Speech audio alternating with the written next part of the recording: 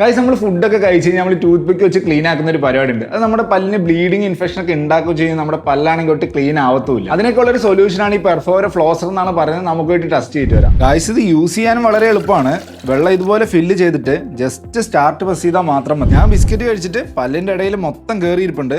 എന്നിട്ടാണ് ഞാൻ ഈ ഫ്ലോസർ വെച്ച് ടെസ്റ്റ് ചെയ്യുന്നത്. സർപ്രൈസിംഗ്ലി ടീത്ത് മൊത്തം നല്ല അടിപൊളിയായിട്ട് ക്ലീൻ ആയിട്ട് ഇതുപോലെ ഉണ്ട്. സത്യം പറഞ്ഞാൽ ഇത് പല്ലിനൊരു പവർഫുൾ വാഷ് പോലെയാണ്.